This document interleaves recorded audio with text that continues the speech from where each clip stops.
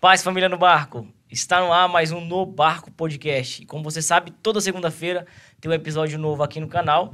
E hoje o episódio está fora do estúdio do No Barco. Como você percebeu, estamos num lugar muito especial. Um ambiente aqui que ele é espiritual. Só da gente pisar dentro dele a gente se sente abençoado, né, Nelton? Eu diria que a barca tá mais bonita, né, hoje. Tá elegante e tal. Gostei. Vintage, né? Tá demais. E nós temos a honra de ter conosco aqui, como co-host, Léo Coronel. Dá o microfone dele pra falar. Cumprimento a família no barco aí, Léo. Fala, galera, paz. Estamos aqui. Eu vim poder olhar esse barco navegar e não tem como ficar fora do barco, né? Tem não. Então tá tamo ruim. dentro, tamo junto. Caiu de gaiato no navio. Maravilha. Eu queria pedir a você que, pelo esforço que a gente fez para estar aqui e pela maravilha que vai ser esse episódio de hoje, pudesse desde já pegar o link e compartilhar em todos os grupos que você tem aí no WhatsApp. Faça isso pelo bem de todas as pessoas que estão nesse grupo. Eu tenho certeza que as pessoas serão abençoadas e você tem uma responsabilidade ímpar em fazer isso, né? O YouTube, ele não tem inteligência, ele não sabe o que é bom. Como é que ele entende que isso é bom? Quando você começa a compartilhar, comentar, curtir, então faça tudo isso para mostrar para o YouTube que esse conteúdo é relevante e ele precisa chegar a mais pessoas. Então, por favor, vamos lá, tá bom? Conto com você para isso. Mais eficaz que o marketing digital e tudo é o boca a boca. Ou seja, você passando para um, pro vizinho, para outro, eu tenho certeza que vai chegar a muitos corações. É sua boa vontade. Eu tenho certeza que muita gente conhece a nossa convidada de hoje, só que nunca viu ela no podcast, eu acredito. Né? Então, principalmente a galera que é da nossa geração, seria um pecado a gente não fazer um esforço para que ela chegasse ao conhecimento de vocês. Né? Eu sei que vai contribuir muito então, para nosso crescimento na fé, crescimento espiritual, e te ajudar, inclusive, em algo que toca muito nosso processo de conversão, que é a necessidade de perdoar e de receber perdão. Então, eu queria, de forma muito honrosa hoje, então, receber e cumprimentar aqui a Maria Gabriela. Muito obrigado, viu, por ter aberto as portas da sua casa para nos receber e conceder esse tempo de partilha aqui conosco no Barco. Muito obrigado, viu? A graça de Deus, louvado seja Deus. É isso. A Gabriela tá falando para nós que ela não gosta muito de aparecer, mas é aquilo, quando a gente diz sim para Jesus, Jesus não nos deixa em paz. Ele nos desassossega, né? Eu queria, antes mesmo de fazer a introdução aqui, da apresentação certinha, eu queria lembrar algo que acontece sempre aqui na sua casa, que é um terço, né? Que nós temos na quarta-feira o terço de Nossa Senhora e no sábado, há 40 anos mais ou menos. Começou ontem, no caso, nós temos o Rosário da Misericórdia, da Santa Faustina, do Jesus Misericordioso. Esse já faz uns 40 anos mais 40 anos. Perseverantes. É. Aí vem um povo aqui rezar contigo. No sábado, pouca gente. Na quarta-feira que vem bastante gente. E gente que fala, eu quero ir lá. Eu falo, olha, pode vir aqui, só que não vem aqui pedir para rezar. Porque eu não oro mais agora diretamente para as pessoas. Uhum. Então, essa pessoa quer vir aqui, não é que participar do texto. Ela quer vir aqui porque ela quer falar um problema, receber oração, e eu não tenho mais. Imagina. Com 92 anos, vou fazer agora, daqui 2 meses. E a saúde delicada não tem condição. 92 anos, saúde delicada, mas tá melhor que eu, não tá? Fala a verdade. Tá certo. Tem que confirmar.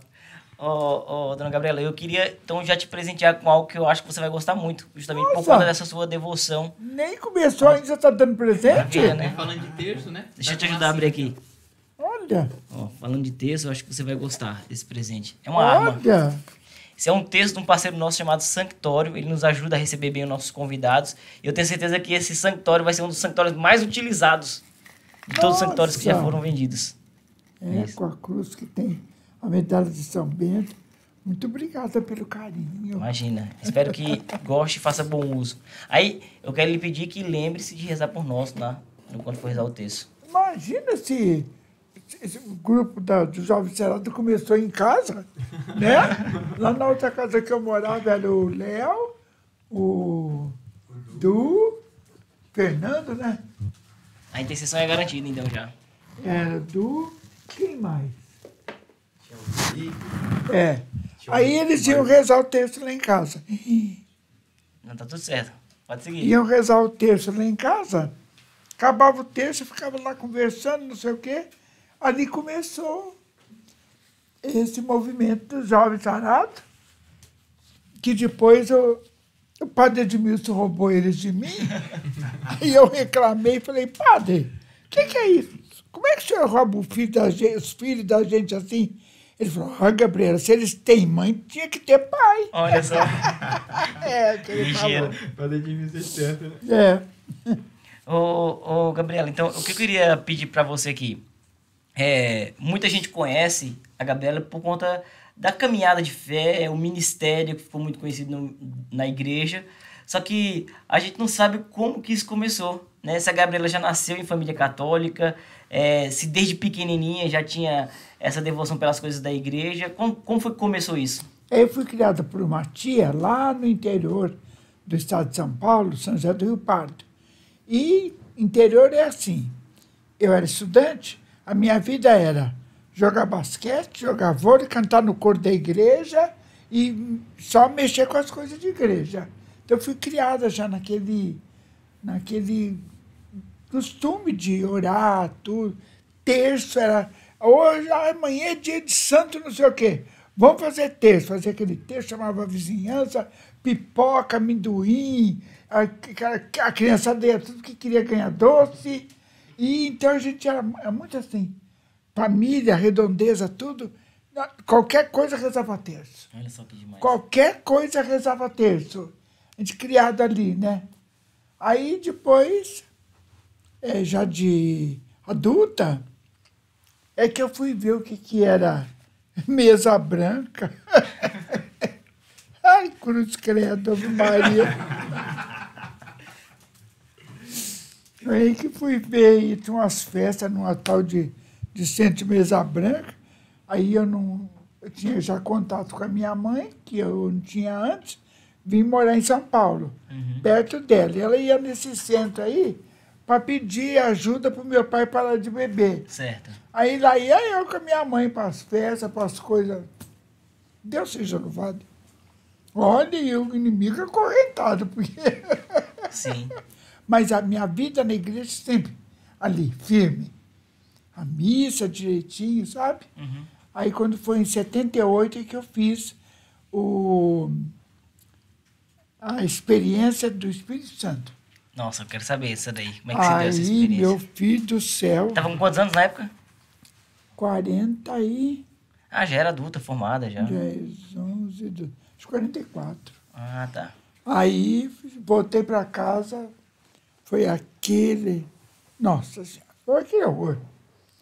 O pessoal chegava na minha casa, eu ia abrir a porta e falava, louvado seja Deus. Eu não aprendi a louvar na renovação.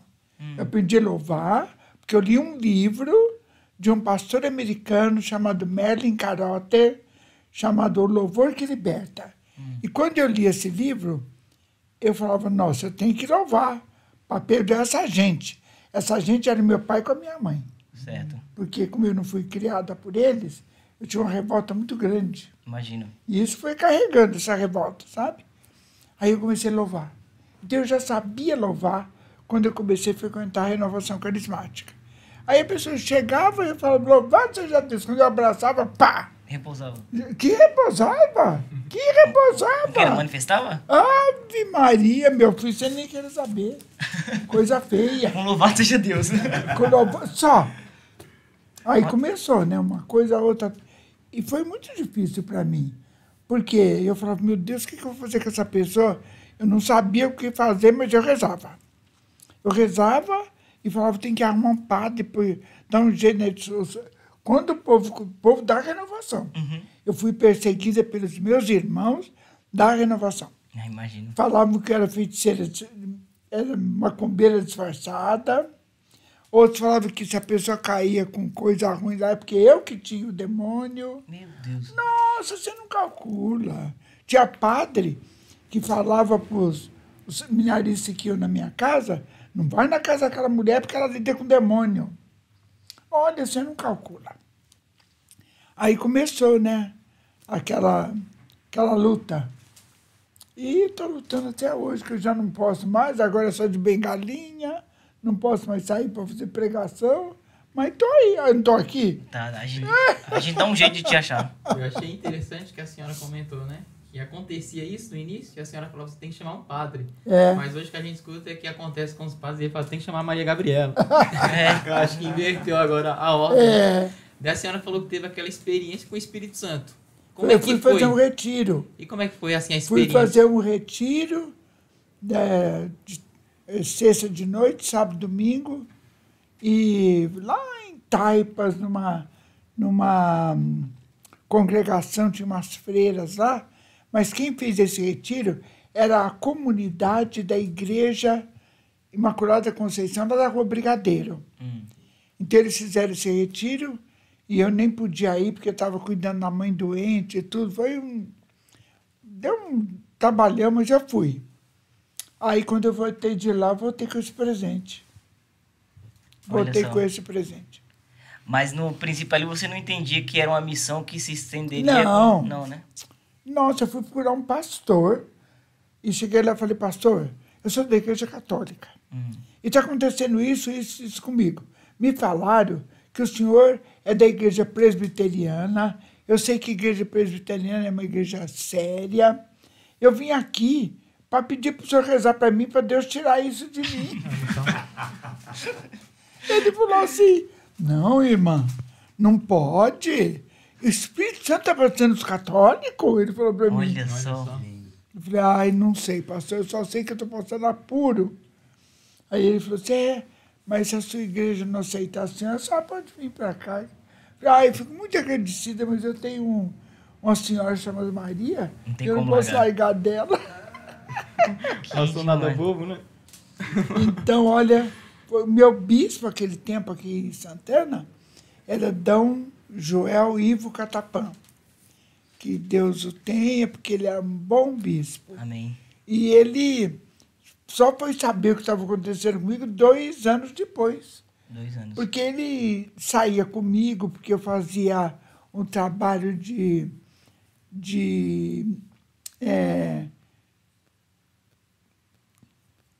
dava aulas de religião nas escolas, aquele tempo tinha. Sim. E eu que fazia para as escolas da Zona Norte inteira.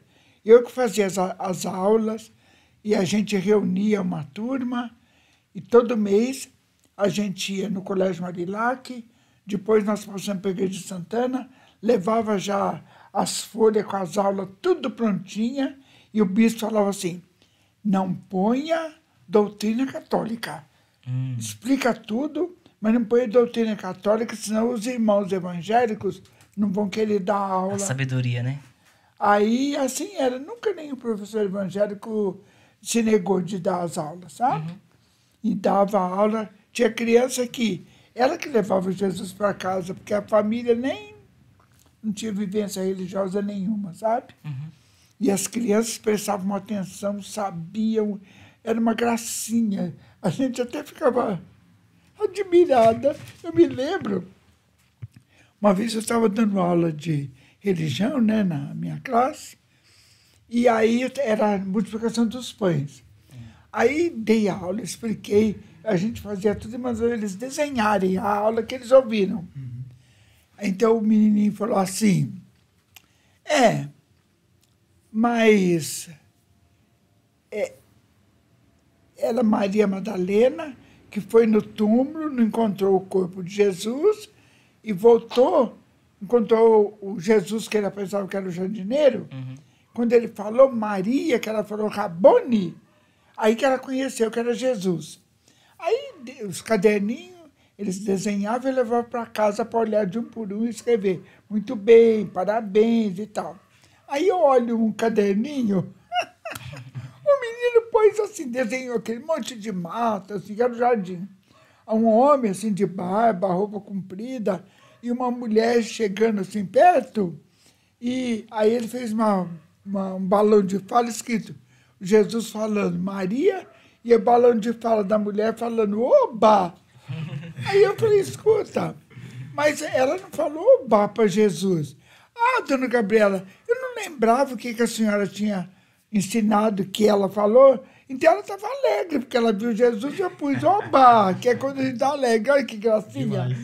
Outra vez, na aula de na aula de religião, contando da multiplicação dos pães, né? Aí o menino falou assim, mas como é que eu ia fazer? Que era 5 pães e 2 peixinhos. Como que ia aparecer pão? O outro do lado falou assim, ô, seu bobo, a hora que tirava um pão, parecia outro. Olha, a ideia Nossa, é o ensino da criança. Que graça. Tirava um pão, parecia outro. Tirava um peixinho, parecia outro. Que demais. Eu falei, nossa, é mesmo, viu? Olha que gracinha, eles pequenos, né? Sim. Então era muito gratificante esse trabalho. E eu saía com o bispo para visitar as escolas. Ele já me conhecia. Que bom. Fazia um tempo. Aí, quando a gente fez uma reunião, os líderes aqui, que eram poucos, porque os padres não queriam um grupo de oração nas igrejas. Estava começando, né? A renovação ainda. Estava aqui na região norte e em São Paulo. Eram poucos os lugares que tinha grupos. Aí fizemos uma reunião na casa do bispo, aí que eu fui contar. Eu, as irmãs, as freiras. Mas assim, o clero meio que já sabia já do que estava acontecendo, ainda que não fosse oficial. Já não, corria boatos, não? Muitos padres sabiam de coisa que contavam, mas não tinham experiência nenhuma. Entendi. Aí nós conversamos lá com o bispo, as freiras contaram as experiências que elas estavam feitas de ver eu passar por isso tudo, né? E tal. Aí eu falei, olha, Dom Joel, o senhor é um bispo escolhido por Deus. Quando eu for embora, a hora que terminar a reunião, eu vou ajoelhar aqui, o senhor põe a mão na minha cabeça e pede para Jesus tirar isso que ele pôs em mim. Meu Deus. Ficou calado. Hora de ir embora, todo mundo despediu, beijou o anel do bispo. Eu fui beijar o anel dele, ajoelhei. Ele pôs a mão na minha cabeça. Aí pegou no meu braço e falou, coragem, Gabriela. Coragem. Glória a Deus. Eu acho que ficou com medo que o negócio era do Espírito Santo. E se ele fosse tirar, ele tinha que responder depois, né? E aí ele, sempre que ele me encontrava, né? Ele perguntou, Gabriela, e aí? Aqueles negócios extraordinários ainda estão acontecendo? Aí eu contava rapidinho umas histórias para ele e ficava apavorado. E como ficam até hoje, né? Os bispos. Tipo o quê? O quê? Uma história dessa extraordinária. Não dá para contar aqui, né? Uma mais leve. Não dá para contar. É coisa muito séria, assim, que isso ainda é tabu, né? Apesar de hoje a renovação já estar mais conhecida e tal, mas ainda é tabu. A senhora escreveu um livro, né, a respeito, contando alguma coisa para pessoas que tinham o ministério e às vezes não sabia bem como eu fiz o livro Combatendo o Bom Combate, que ensina como lidar com as pessoas que têm esses surtos demoníacos, porque o povo fala em libertação e não sabe como é que faz. Exato. Sim. Né? Então, aí a minha vida continuou, né? Continuou cheio de alto e baixo, e demônio de hierarquia superior. Olha, vocês não acreditam. Vocês não acreditam, que barbaridade. E, se não me engano, é o Papa Leão XIII que falou, né? Quem desacredita da existência do demônio foge do âmbito eclesiástico, ou seja, não está na fé da igreja. Porque foi ele que fez aquela oração. São Miguel Arcanjo defender-lhes o combate, né? Quando o demônio apareceu para ele e falou, eu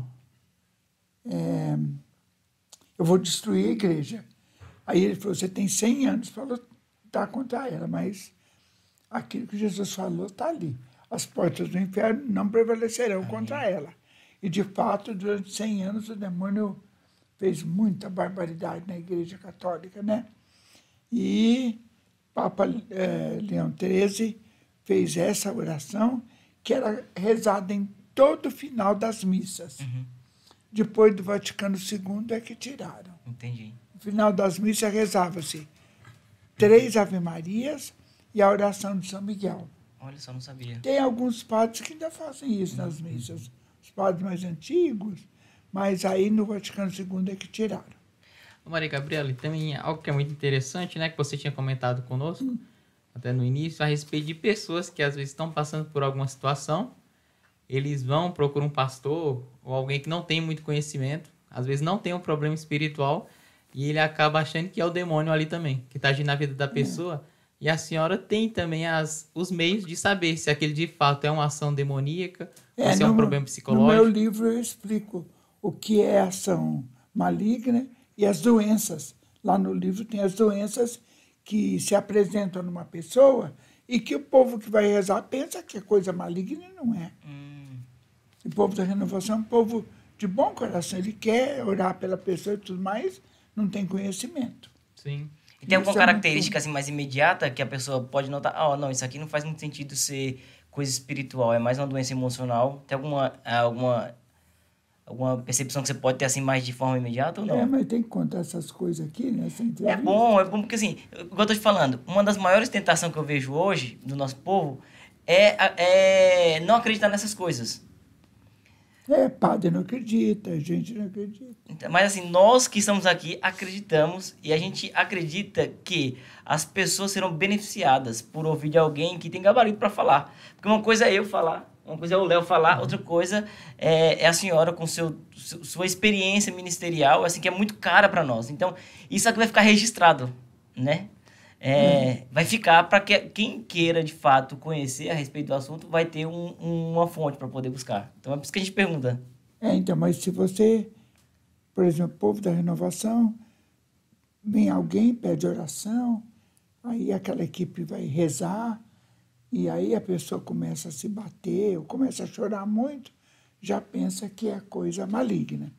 E para você saber se há uma pessoa que está recebendo oração, está com uma ação maligna, é o seguinte: você começa a rezar por ela, ela começa a se bater, entortar, o rosto modifica, e a pessoa fala a respeito dela mesma assim: ela é minha, vou matar ela. Ela se... Na terceira pessoa. Ela fala a respeito dela na terceira pessoa. Aí você sabe que aquilo ali não é doença. Entendi. Então já é um ponto que é semelhante. Precisa tomar cuidado e saber que é isso que faz você saber que aquilo ali é uma ação maligna, não é uma doença. E geralmente isso se manifesta com oração ou acontece de assim, não ter nada e, sei lá, tá conversando em algum lugar e a pessoa... Não, geralmente é quando vai receber oração. A não ser comigo, porque eu não sou de confiança. Então, não adianta falar, vou levar na Gabriela para você conversar com ela. Não posso. Entendi. Porque você traz uma pessoa que é minha amiga, quer conversar com você. Senta, ela vai conversar comigo, eu vou conversando com ela, de repente, se manifesta. Eu não estou orando. Só um bate-papo. Já. Mas a senhora está falando assim, eu não sou de confiança, porque no sentido de, por exemplo, uma pessoa que talvez ela não tenha nada e o demônio se manifesta nela ali porque de algum modo quer atacar a senhora? Não, é porque ela tem alguma coisa. Entendi. Então aquilo está escondido. Quando eu começo a conversar, explicar para ela as coisas e tal, aquele lugar que ela está indo não é um lugar de Jesus, e aí... Nossa, interessante, né? Porque assim, é como se a pessoa estivesse ali na escuridão, chegou diante da luz, o negócio incomoda. De modo que se manifesta. Interessante. Ô, dona Gabriela, e geralmente as pessoas já vinham à sua procura sabendo que existia alguma coisa? Ou era mais assim, despretensioso? Vinha para rezar ou para pegar um aconselhamento? Não, às vezes a pessoa ia no nosso grupo de oração, lá nas freiras, né? Depois pedia a oração. Certo. Aí as freiras rezavam, não acontecia nada. Aí ela falou, Gabriela, nós rezamos para aquela pessoa, tá meio estranho. Vai rezar nela. Eu punha a mão, pronto. Olha só, tinha aí tombava o caminhão de melancia, quebrava as melancias, tudo no caminho. Olha só. E assim, já aconteceu, por exemplo, às vezes as pessoas já direcionavam pessoas para receberem a oração da senhora. Mas às vezes, não sei, um entregador ou alguém que vinha aqui na porta da senhora, um homem para entregar o gás, alguma coisa, de acontecer isso? Graças a Deus, não. Não, né? Mas uma vez eu tenho uma medalha grande de São Bento e eu estava com uma blusa escura e aquela corrente com aquele medalhão aqui no peito. Eu estava no Pão de Açúcar fazendo compra, procurando coisa na prateleira. Chegou um senhor. Ele chegou também, estava procurando alguma coisa. De repente, ele virou, como eu sou muito alto, ele era mais baixo. Quando ele bateu o olho na minha medalha, ele fez... ele tonteou. Eu virei as costas e ó... Dentro do Pão de Açúcar. Eu falei, meu Deus, esse homem vai cair aqui. Misericórdia. Saí numa ventania, só não vi nem o que aconteceu. Mas ele olhou, só de olhar na medalha de São Bento... É porque você imagina, você tá fora do ambiente de igreja, não tá aqui na sua casa. A pessoa fala, o que você fez com esse homem aqui? E olha Você só, já pensou? o poder sacramental também, né? Ave Maria, misericórdia. Ah, então o sacramental também, bem lembrado, então o sacramental ele carrega uma autoridade ali, um terço, uma medalha. O sacramental pode desencadear Pode, né? uma situação dessa. É outra das características que eu já ouvi dizer muito. A pessoa que tá possessa, tem alguma coisa, ela tem aversão, né? Ao sagrado, à cruz. Não é possessa, é um surto maligno. Sim. Porque possessão é uma coisa completamente diferente. Ah, é? Ixi, um horror. Um horror. Pouquíssimos casos de possessão já existiram no mundo. Olha só. Interessante saber isso. Isso que a gente fala, que ora para a pessoa que fica assim, que passa mal, é uma oração de libertação, porque a pessoa entra num surto demoníaco. Tanto é que no meu livro, você vê, não usa a palavra possessão. Sim. É surto demoníaco. A possessão, então, é rara. Então, né, Raro. Geralmente a gente vê nos filmes como se fosse uma coisa, mas não é assim também, né? É raro. E a senhora já se deparou com um caso de possessão? Não. O caso de possessão, geralmente, é um exorcista acompanhado de um ajudante, e eles geralmente fazem o exorcismo na presença de um psiquiatra e de um policial. Olha só. É muito sério. Interessante, né? O cuidado. É muito sério. É porque a gente geralmente vê retratar nos filmes num show, né? A parte acontece, não é assim, né? Não. É muito sério. Entendi. Olha, outra coisa também que eu acho que é interessante a gente abordar, porque muitas vezes se vê esses casos e as pessoas não sabem qual foi a origem. Se de fato aquela pessoa deu uma abertura para que isso acontecesse, ou se ela foi escolhida aleatoriamente pelo demônio em algum lugar que pudesse. É por isso que o meu livro, Combatendo o Bom Combate, explica. Sim. Quando a pessoa chega pedindo oração, perguntar para ela, é católica, frequenta a igreja, é casada no religioso, porque você pergunta, é casado? Fala, sou. E é só casado no civil. Casado no religioso, foi batizado, tem uma série de coisas lá no comecinho do livro que explica tudo que você tem que saber a respeito daquela pessoa. Aí frequenta a igreja, frequenta. E frequenta alguma seita, algum lugar assim, A gente hoje em dia tem muita dificuldade para comentar, porque qualquer coisa você como é que fala? Preconceituosa? Não. Tem a justiça, né? Processado. Entendi. Então não pode falar nada. Aí você pergunta, sabe? Frequenta algum centro, alguma coisa? Frequento. Então pode ser que ela tenha captado o problema lá onde ela frequentava. Entendi. Então, de fato, a pessoa dá uma abertura, né?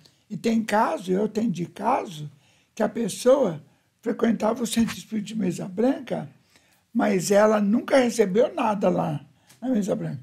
Só quando ela chegou na minha frente é que se manifestou. Olha só, então nunca tinha percebido nada e na hora que se expõe num ambiente espiritual, né? Ela nunca, lá no centro onde ela frequentava, que aliás era na casa dela que eles faziam.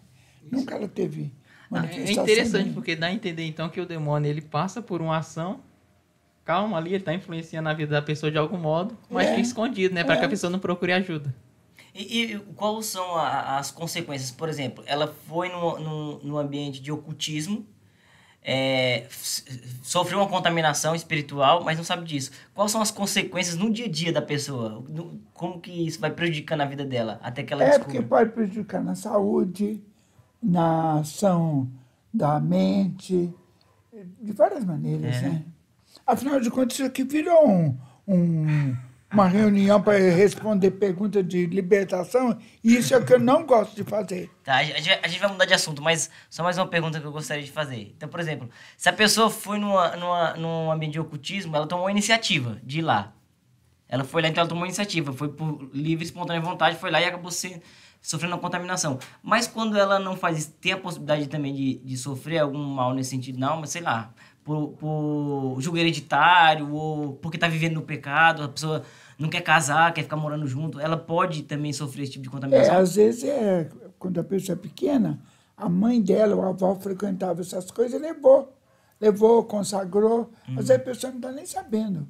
Olha só. A pessoa não está nem sabendo que foi levada, que foi consagrada nessas coisas. Põe de moça, tudo é que vai ter o problema. É muito interessante, porque isso aí vira um alerta também para as pessoas, né? Terem esse cuidado. Ou quem já participou de procurar um padre hoje em dia para rezar, fazer uma oração, voltar à comunhão com a igreja, ter os sacramentos, né? O Gabi, eu acho interessante, muita gente não sabe, que você viajou quase que o Brasil todo com um ministério fantástico, que era da cura através do perdão. Eu penso que isso é muito forte, muito caro para a gente hoje, para quem está acompanhando, que às vezes toca nesse assunto de uma maneira muito superficial. E acho que é só um sentimentalismo e não dá atenção para isso. O que você pode dizer para a gente a respeito desse... É muito grave. Ontem, depois do retiro que o André deu aqui na paróquia do Padre Sullivan, eles vieram aqui para casa, ficaram aqui até meia-noite e pouco, a gente conversando e partilhando e tudo, né? E no retiro, teve uma moça que passou mal. Depois que terminou o retiro, ontem depois da missa, ele, com o padre, foi rezar para a moça, que ele tem um ministério de cura para libertação muito forte. Ele é lá do Rio de Janeiro. E então, passou mal. Aí, eles ligaram para falar que iam rezar para a moça. Eu falei, vai rezar só para tirar ela da crise, porque não adianta nada. Ela vai precisar de um grupinho que acompanha ela durante meses, anos. Tempo que você nem sabe quanto tempo vai levar. Então, aí eu falei, manda o padre perguntar a hora que ela ficar assim com o surto, manda o padre perguntar para o demônio por onde que ele está entrando. Aí o demônio falou que ela tem que perdoar o pai. Olha só. E essa moça está passando mal faz tempo. Enquanto ela não perdoar o pai, o demônio não vai largar ela. Pode rezar, pode chamar o Papa para rezar. Não vai ter jeito. É um negócio muito sério. Perdão é uma coisa seríssima. A senhora sempre ensinou a gente aqui que a oração, se a gente não perdoasse, a oração não ia passar do teto. Você, por exemplo, a gente se reúne aqui, vamos rezar. Como eu faço aqui o texto de Nossa Senhora na quarta-feira, depois o texto combate. Aí você, eu, ele, ela, vai à missa todo dia, comunga todo dia, não pede retiro nenhum. Mas tem aquela raiva dentro do coração, a raiva do pai, a raiva do namorado que largou você, sei lá. A oração fica aqui, ó, no teto. Ela não sobe até o trono da graça de Deus, porque falta o perdão. Perdão é gravíssima a falta de perdão. Muito grave. Tanto é que você vê, lá em Marcos 11, 26, Jesus diz assim,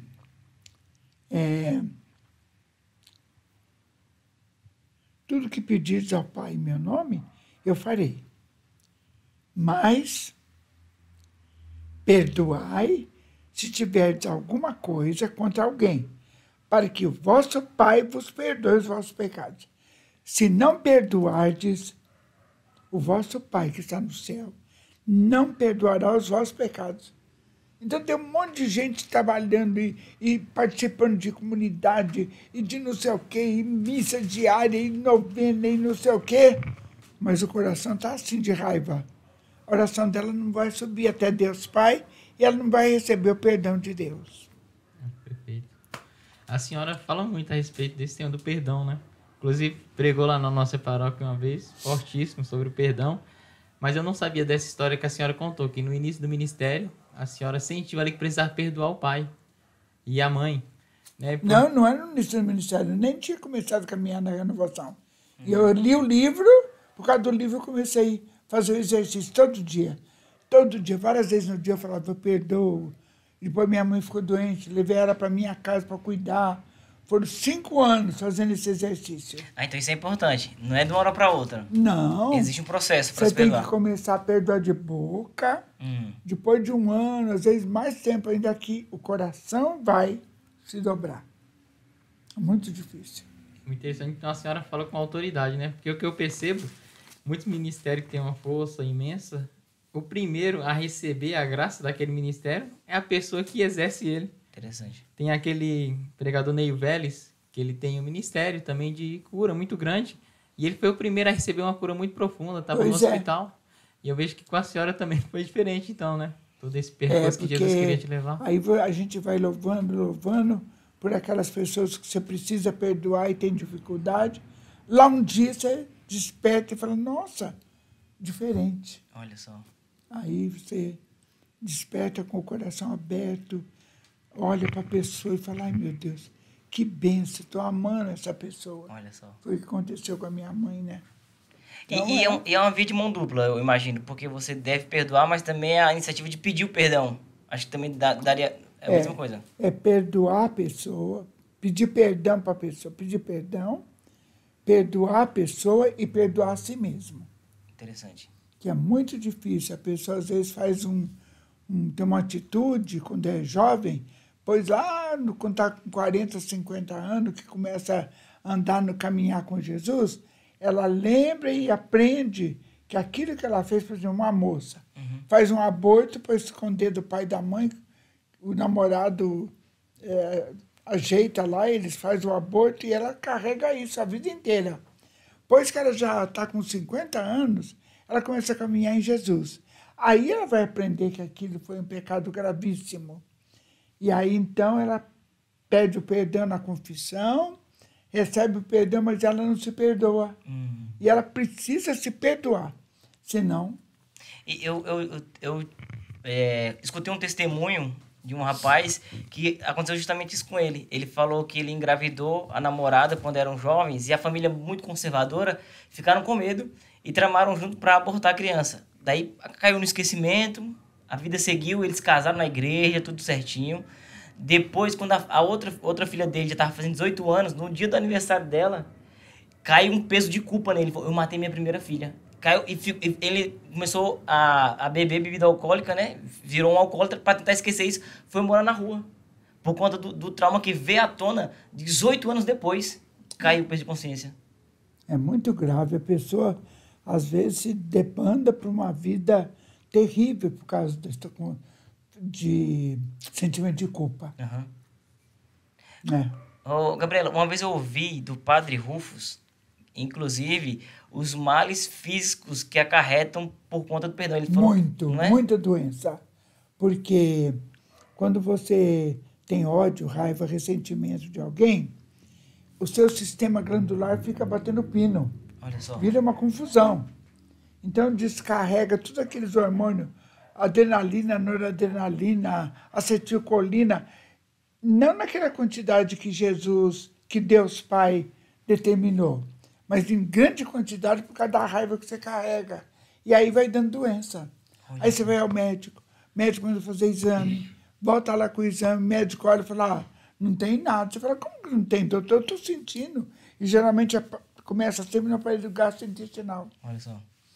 Aí o médico fala, mas não tem. Aí manda você para o psiquiatra. E a pessoa fica brava quando manda para ir no psiquiatra. E é o psiquiatra que dá o remédio que vai agir naquele lugar do cérebro para poder curar o estômago. Olha só. Então, muito sério. Então, na maioria das vezes, então, o remédio não está na farmácia, né? Mas no perdão ali já resolveria muitos problemas. Porque a pessoa não perdoa, aí faz é um desastre no corpo. Desregula tudo no organismo. Eu vi, inclusive, o padre Rufus falando que ele recebeu um rapaz cadeirante. E o padre Rufus teve discernimento e falou, se você perdoar o seu pai, você sai daqui andando. E ele perdoou e saiu, levantou da cadeira de roda. Então, o milagre dele foi perdoar o pai. Exatamente. Eu, muitos anos atrás, orei para uma moça que o problema dela também era o pai. E ela ficou parada, não podia andar, tinha dificuldade, estava arrastando. Quando eu orei para ela, aí ela, pronto, ficou bem. Foi só perdoar o pai. Aí tive que ensinar ela a fazer perdão todo dia, fazer exercício do perdão, que tem no meu livro, Na Força do Amor e do Perdão, né? Esse livro está disponível ainda para venda? Para quem está nos ouvindo aqui e quiser entender mais sobre o processo de perdão? Eu não sei se ainda tem, porque era na Loyola que tinha. Então, eu tenho alguns aqui em casa, porque o meu afilhado, que é editor, está morando agora nos Estados Unidos. Mas quando eu preciso de livro, eu entro em contato com ele, ele manda fazer, manda entregar aqui em casa. Então, é um negócio muito sério. Entendi. O exercício do perdão é... Você reza o Pai Nosso. Quantos de nós nunca rezamos o Pai Nosso? Como que não? Eu vou à missa, eu participo do texto, você falou o Pai Nosso, mas rezar você não rezou. Olha só. Por quê? Porque você fala de boca assim, perdoa nossas ofensas como nós perdoamos a quem nos tem ofendido, acabou. Mas orar com consciência, aí é que a coisa vai mudar. Então, quando você tem dificuldade para perdoar, eu falo para o professor, faz pega um pedacinho de cartolina e põe aqui. Eu perdoo, aí põe o João, o Paulo, o Ricardo, a Maria, o fulano, a Carla, Francisca, Joana, vai pôr todos os nomes. Todo dia de manhã. A hora que você vai tomar o seu café, aquele papelzinho tem que ficar ali no lugar onde você toma o café de manhã. Antes de tomar o café, primeiro você faz o Pai Nosso. Quando chega no versículo que fala, perdoai-nos as nossas ofensas, assim como nós perdoamos a quem nos tem ofendido, você para ali no ofendido, pega o papelzinho e fala, assim como eu perdoo o Paulo, o João, o fulano, a Carla, essa não, Jesus, essa eu não posso perdoar. Não, o senhor sabe. Sim, você sabe, não posso perdoar ela. Estava com tudo pronto, meu pai deu a casa para a gente morar, já tinha comprado o vestido de noiva, tudo pronto para o casamento. Ele larga de mim para ir com outra moça? Não. O senhor sabe, Jesus, que ela eu não posso perdoar. Aí você fala, mas você não perdoa a palavra, você não perdoa, o pai não me perdoa. Aí você fica ali. Aí quer perdoar a Carla, mas não quer. Aí naquela força, nossa, até que você consegue falar, perdoa a Carla. Fala rápido, que é para não pensar muito. Muito difícil. Tem sempre um que você quer encarar. Sim. Aí depois que você fez a oração e leu todos aqueles nomes que você fala que eu perdoo, aí você vai tomar o café. Todo dia de manhã. Tem que fazer esse exercício. Bom, para começar, então, a Gabriela já deu a letra aí já. Prepara a listinha. Prepara a listinha. E eu imagino, assim, que também tem muitas pessoas que nem têm consciência que precisam perdoar. Porque, certo, tem ofensas que fazem com você que fica muito nítido que você tem raiva de uma pessoa. Agora, tem coisas que acontecem que você fica com indiferença com aquela pessoa, ou uma rejeição que você... não precisa perdoar não, tá tudo certo.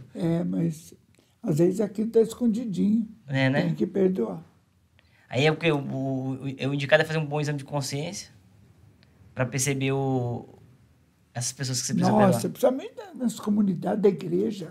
Meu Deus, pastoral da igreja, o povo de uma pastoral briga com a outra, fica com raiva do padre. Ave Maria, ali na igreja tem que perdoar. Eu achei que era só na minha paróquia que tinha isso.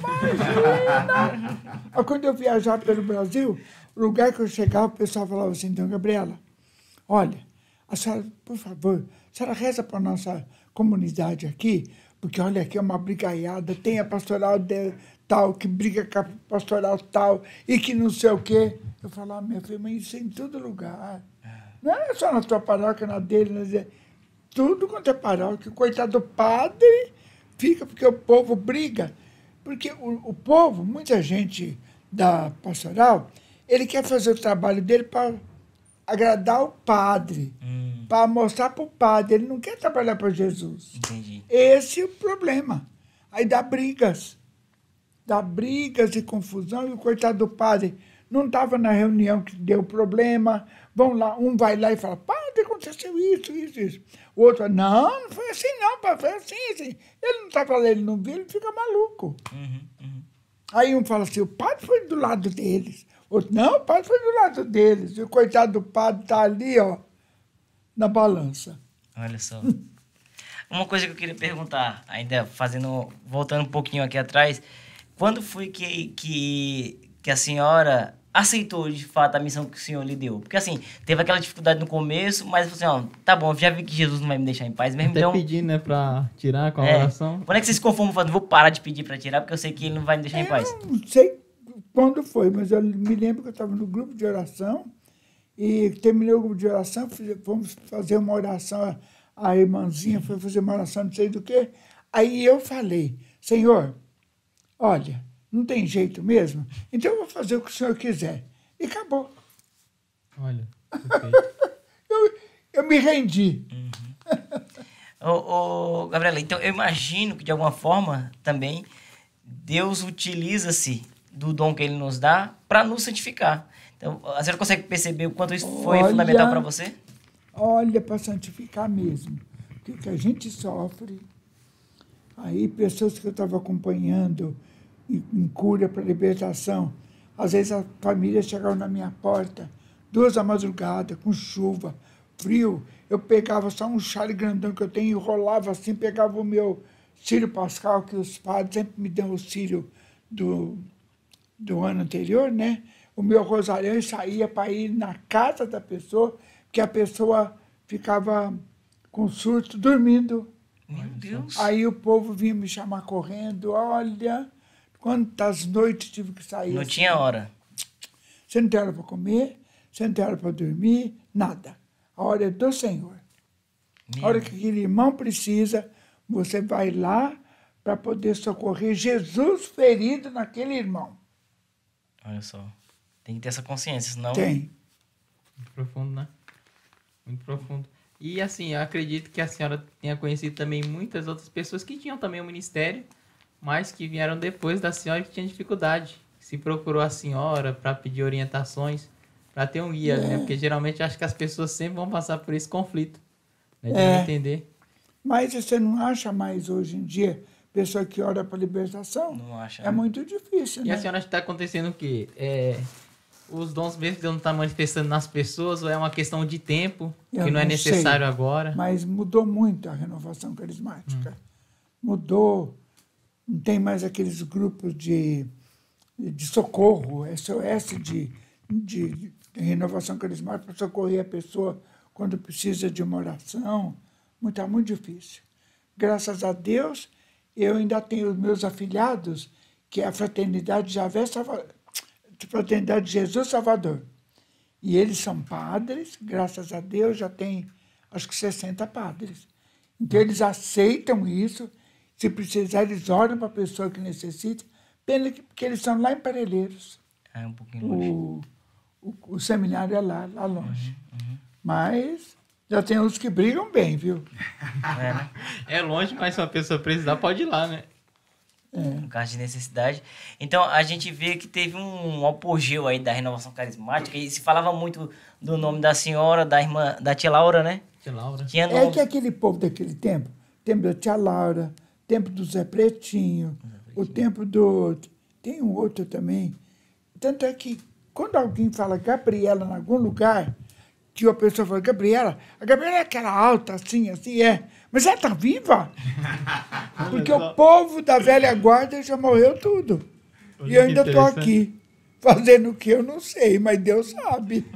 Pois é. Ô Gabi, você viveu a experiência daqueles cenáculos lotados nos estádios, que a nossa geração só escutou, a gente não viveu isso. O Como São era Paulo isso? Futebol Clube. Lá tem 3 andares, né? Aquilo lotado de gente.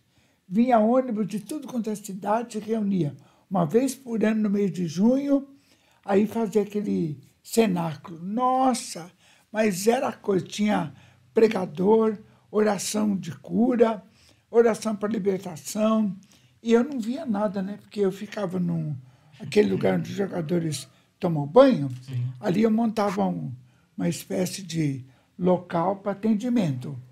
Quando na hora de fazer oração de libertação lá, aquele monte de gente, o povo caía, tinha uma equipezinha que ficava andando e olhando. Catava e levava lá para mim.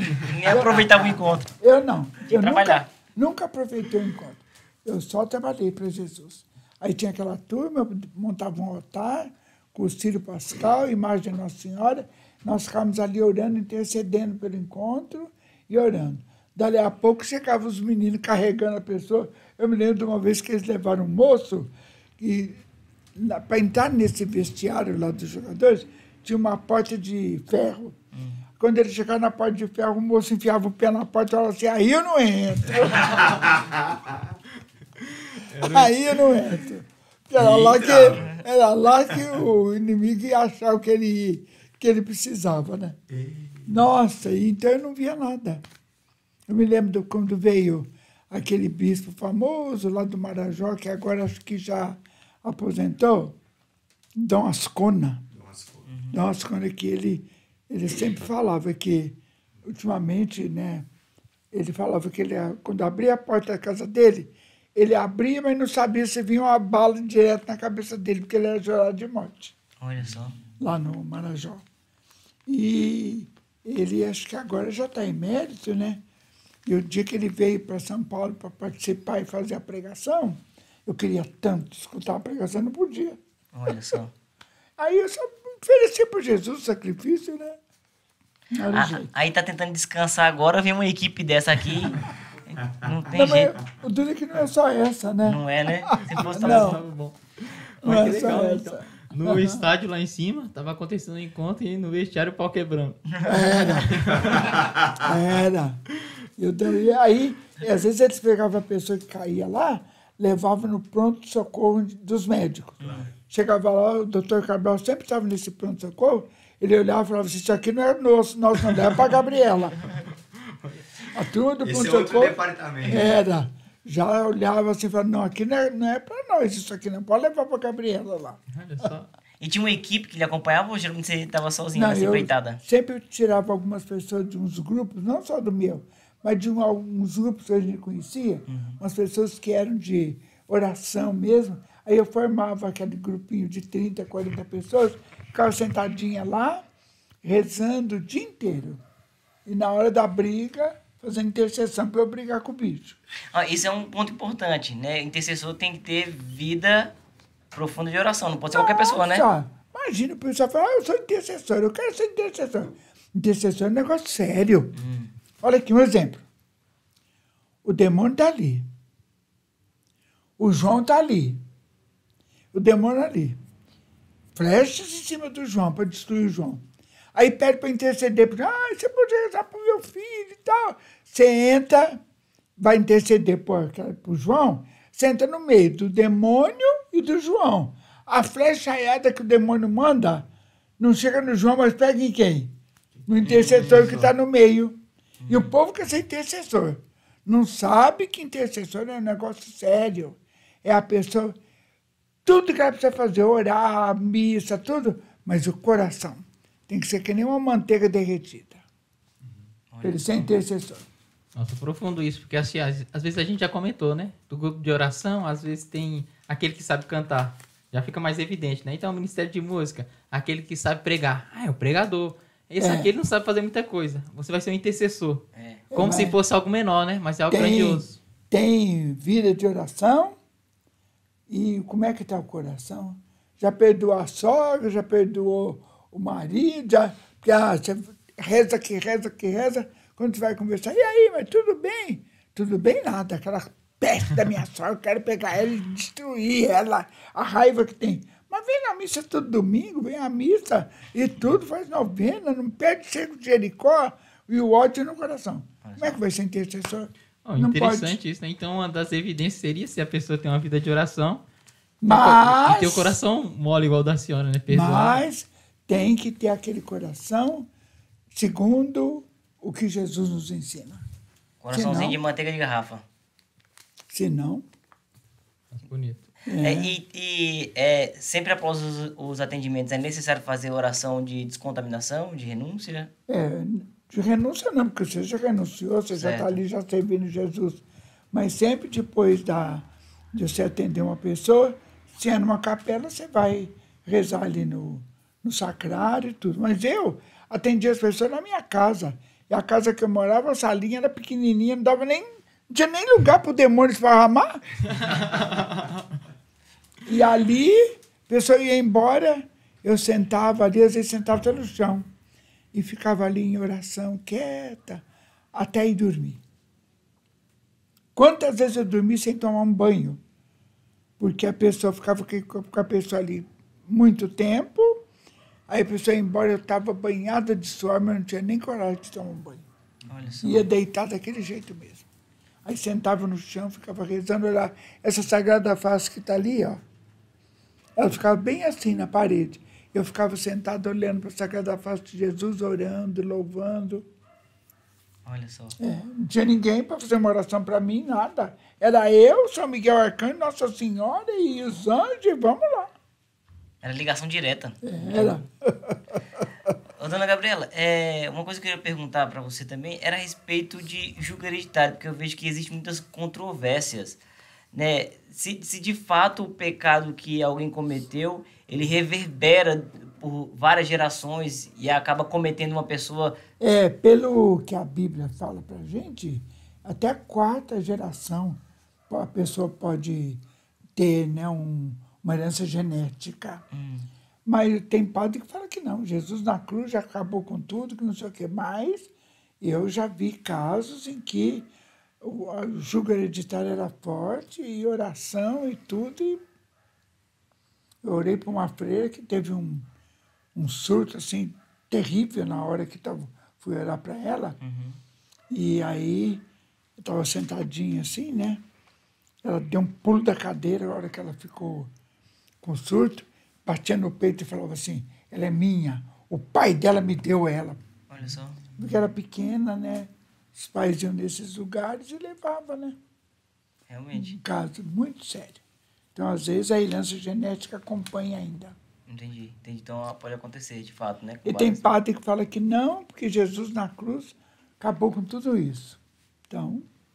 Então, como a senhora relatou para nós, no início, na descoberta do ministério, tinha uma resistência por parte das pessoas, mas também por parte do clero. Muito padre não aceitava. Hoje não aceita, mas não aceita. Tempo. Aí, só que assim, a gente também conhece do seu ministério um amor pelo sacerdócio, da contribuição que você faz pela formação de padres. E quando a gente chega na casa da Gabriela, a gente vê foto de padre, de bispo, para tudo quanto é lado. Então, se por um lado tem gente que não aceita, mas também, graças a Deus, tem muito padre que é grato. Agora que tem meus afilhados, né? Oh, beleza, viu? É a turma do fogo. Eles são a turma do fogo. Começa a missa deles, aquele monte de padres seminários, tudo orando em línguas. Eita, que coisa no linda. meio da missa, oração em línguas. E tem padre que detesta, não gosta nem que fala nisso. Olha então só. É um caso muito sério. Aí tem padre, tem monge, tem bispo. Tem história, né? Tem. Desses padres, assim, que a gente pode conhecer, quem foi que passou aqui pela senhora? Porque um dia eu tava aqui, achei uma foto do padre Marlon, aí tirei a foto e mandei pra ele. Ele, oxe, como é que você foi parar aí? Ele perguntou pra mim, né? Inclusive, a gente chegou aqui e tem a foto do nosso bispo ali. Tem foto do nosso bispo ali também. O padre Marlon é meu desde que ele era seminarista. Que chegava chorando, desesperado, porque estava uma encrenca pelo ser ordenado. Olha, ele sofreu, viu? Meu Deus. Foi. Ali tem Padre Jonas, eu vi. O seu bispo. Dom Edmilson. Está lá, Dom Edmilson. Tem o meu querido amigo que Deus levou para o céu, né? O Frei Elias Vela. Frei Elias Vela. Tem o Forteia, que é da Espanha. Tem o padre que já está emérito, o bispo Dom Fernando. Tem o nosso grande exorcista que mora em Bauru, o Monsenhor Rubens. Tem o meu retrato também com o Dom José. O bispo Santo Amaro, que é fora da casinha. E ele está em tudo quanto é lugar que tem coisa de renovação, ele vai. Então... A senhora contou pra nós aqui, ó, eu queria que você contasse também, porque acho que o pessoal vai gostar de saber disso. Que você fez uma oração por um padre quando ele tinha 7 anos e ele foi batizado no Espírito com 7 anos. Não, é o padre Marcelo. Aí, ó. Ele fala isso no programa dele sempre. Sim. Ele tinha 7 anos, sentadinho numa poltrona ali, naquela hora que a gente rezou, Deus agiu, né? E agiu até agora, tá Olha agindo. só, fez efeito. Então, Padre Marcelo Rossi, viu? Pode chegar o do Padre Marcelo. Padre Marcelo. Então, não desacreditar das crianças. É preciso rezar pedindo expressão pelas crianças, né? Verdade. Rezar pelas crianças. Porque hoje você cria, às vezes, um filho ali na oração e tudo. Quando ele chega na adolescência, ele começa a descambar. Então, você tem que rezar, entregar, pedir para Deus que tome conta, somente nessa idade perigosa. Porque o filho vai para a escola, lá encontra amigos e leva para cá e leva para lá no caminho que não é do Senhor. Então é um problema, né? Uma coisa, só queria um fato que eu li, acho que no livro da senhora, ou se eu vi numa pregação, não me recordo bem, já que a gente está falando de criança, né? Que teve uma criança que teve um surto, uma vez que a senhora comentou que ela estava na sala de casa assistindo uma novela. Ela tinha 14 anos, essa menina. Que a senhora pudesse comentar justamente para alertar os pais no cuidado também, né? Porque estava assistindo uma novela famosa naquele tempo, há muitos anos atrás, né? E geralmente quando há uma novela que tem uma cena de terreiro, candomblé, eles vão lá no terreiro, lá no candomblé, e gravam mesmo o ritual. E a menina estava com a mãe, o pai, a empregada, e as 2 irmãs estavam assistindo a novela. Quando lá na novela, a artista, que era Lucélia Santos, recebeu o guia, a menina ficou ruim. Olha só. Que sério. Aí foi aquela correria, ninguém sabia como fazer e tal. Bom, no dia seguinte, a menina, ela mesma, foi na igreja, perto da casa dela, atrás do padre. Contar para o padre que ela passou mal com uma coisa ruim, para o padre benzer. O padre falou, não, bobagem. Olha só. Ela voltou para casa chorando. Chegou em casa, a cozinheira falou, não, pode deixar. Eu vou levar no pai Zé, dá jeito. Ela ficou no terreiro durante 9 meses. Ia nas pedras lá, naquelas árvores que faz os rituais, no mar, até cair na mão de Jesus Cristo, né? Aí... Não dá erro. Aí, olha, a coisa ficou séria. Aí foi um tempinho e tal, mas com a graça de Deus, ela não sei nem onde anda hoje. Filha de um diretor de uma grande escola, que tem até faculdade e tudo, sabe? Mas foi um caso sério. Foi essa menina, porque quando você vai rezar para uma pessoa que tem um problema, você tem que falar, não pode assistir filme de terror. Você não pode ir nos barzinhos, jovem gosta de ir, né? Olha só que ir nos barzinhos para beber, não sei o quê. Se você tem namorado, não pode deitar com ele. Muito bom. De jeito nenhum. Senão até logo, não posso orar para você. Olha só. Não tem jeito, porque está na fornicação. Então, aí quando eu falei para ela, não pode comer babalu. Ela falou, oi tia, mas por que você vai babalu? Eu falei, olha, eu não sei por que o homem, dono do chiclete, pôs esse nome. Mas o Balu é o nome de uma entidade cultuada no Haiti. Você vê que ela está aqui no desespero, é fome, é revolução.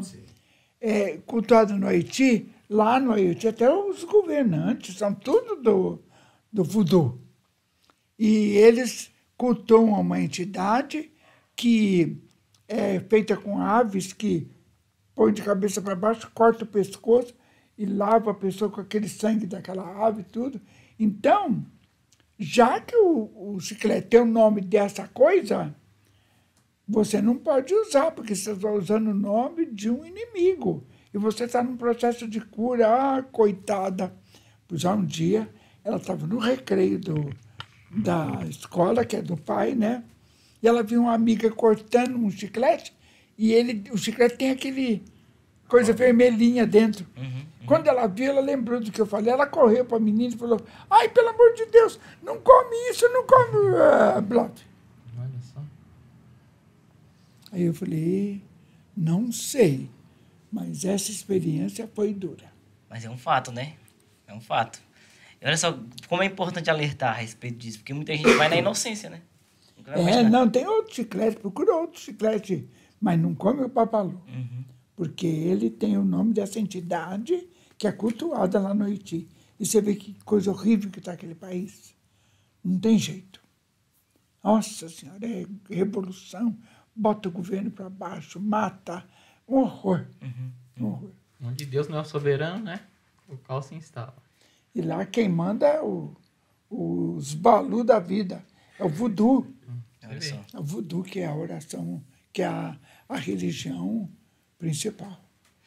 Uma coisa que eu queria perguntar... Pode mandar você primeiro, Léo. Eu lembrei de uma história, Gabi, voltando para o assunto do perdão, que eu acho muito interessante. Você disse que uma vez estava ministrando, estava lá orientando o povo, e no momento do perdão, era um povo que a senhora não conhecia, mas veio uma senhora direto na sua direção para te perdoar. Só que ela nunca nem tinha te visto na vida. Isso aconteceu, foi em Cuiabá, igreja de São Gonçalo. Na hora que eu mandei as pessoas fazerem exercício de perdão um com o outro, assim, né? E ela, quando chegou lá, o retiro começou sexta. Não, o retiro começou segunda. Eu ia dar a semana inteirinha, mas eu não podia dar nada, ensinar nada sem primeiro quebrar o perdão em todo mundo ali. Que eram umas 70 pessoas ali da igreja, das pastorais, do grupo de oração, né? E elas, que quando ela chegou, que ela entrou junto com a companheira, que ela olhou eu lá na frente, ela falou, a moça falou, é aquela que é a dona Gabriela que vai fazer a pregação para nós. Ela falou, não vou ficar aqui não, vou embora. Ela me viu de longe, ela falou, não fui com a cara dessa mulher, vou embora. De jeito, né? Nem tinha chegado perto de mim. Olha só. Aí, ela parou um pouquinho, falou, vou ajoelhar, vou rezar um pouquinho, vou embora. Ajoelhou, nisso ela ajoelhar para orar, Jesus catou ela. Ela pensou assim, não, vou ficar só hoje, para ver o que essa mulher vai falar, depois eu não vejo mais. Quando chegou no final, depois que eu tinha feito toda a pregação do perdão e tudo, quando chegou no final que eu mandei as pessoas perdoarem uma com outra, fazer de conta que ela era o meu irmão, ele era o meu irmão, que eu tinha raiva, perdoar, sabe? Aí estou lá esperando, quietinha, fazendo louvor baixinho, esperando aquele babá que virou, né? Eu vi aquela mulher sair lá da porta da entrada da igreja. Ela veio no corredor, na minha direção. Pensei que ela veio perguntar alguma coisa. Ela chegou para mim e falou assim, Gabriela, eu vim aqui perdoar a senhora. Eu falei, não, eu saí de São Paulo para vir para Cuiabá, não conheço essa mulher. Nossa. Eu falei, por quê? Aí ela contou. Cheguei aqui assim, assim, assim. Agora, quando a senhora falou a respeito da transferência, é que eu vi, porque eu não fui com a sua cara. A senhora tem o jeitão da mulatona que levou meu marido embora. Aí eu ajoelhei no chão, peguei a mão dela e falei, você só vai falando, eu perdoo. Eu vou falando, você vai falando, eu perdoo, só isso. Aí eu começava, eu te peço perdão, porque eu tomei o seu marido, porque eu fiz um ato terrível, porque eu acabei com uma família. E ela tinha que responder, eu perdoo, né? Daí a pouco ela abriu um choreiro. E ela chorava, e eu, aquele tempo podia chorar, hoje não tem mais lágrima, né? Eu também chorava com a mulher, e ela me abraçava por aqui, assim, eu ajoelhado dela em pé. O povo parou o exercício de perdão, ficou olhando. Eu ajoelhado, aquela mulher chorando, eu chorando, ela abraçada em mim. Aí terminou, eu levantei e falei, gente, vocês acabaram de ver um perdão a cores aqui agora. E contei o caso dela. Olha só. Ela ficou a semana inteira no retiro, olha, ficou outra. Olha só, por transferência. Nossa! Uma vez eu fui fazer uma pregação num lugar que tinha vários padres, e um padre chegou para mim falando, Gabriela, nunca vi falar em transferência. Eu falei, é da psicologia, que ensina você que você transfere de uma pessoa para uma outra que não tem nada a ver com o caso, Sim. né? Várias ocasiões você olha para uma pessoa fazendo, vou muito com a cara daquela pessoa. Porque transferência, ela faz né? lembrar de alguém que te fez alguma coisa quando você era pequeno. Uma Inconscientemente. professora que te pôs de castigo, você não gostou, alguma coisa assim. Nas minhas pregações eu sempre falo disso. Interessantíssimo. Interessante. Agora o que eu queria perguntar para você era Eu acho que é bom para marcar outro dia, porque hoje... Não, a gente vai finalizar já. É para finalizar, de fato. A saideira. É saideira. Eu queria saber qual a sua perspectiva pro Brasil de modo cristão, o que você poderia deixar para essa geração agora? E um conselho, assim, ó, eu queria dar um conselho para os jovens cristãos dessa geração aqui. Então, olhando para o Brasil, como é que as coisas se movimentam hoje, o que você espera do Brasil e o que você espera de nós jovens que estamos na caminhada? Olha, do Brasil, a gente pode temer alguma coisa, tudo, mas a gente tem que sempre esperar que Deus está no barco do Brasil. Por quê? Porque o Brasil é consagrado para Nossa Senhora Aparecida e ela é a rainha e padroeira. Como rainha e padroeira, ela nunca vai deixar nada de mal acontecer nessa terra de Santa Cruz. Amém. Que quando os portugueses chegaram aqui, cortaram o galho de árvore, fizeram uma cruz e fincaram nesse chão. Amém. Esse Brasil é marcado com o sinal da cruz. E a juventude de hoje não tem que ficar assim, pessimista com o Brasil, nada. Tem que lutar, tem que ir para frente. Orar, aqueles que são cristãos, orar e continuar firme, sabendo que Deus cuida desse nosso país.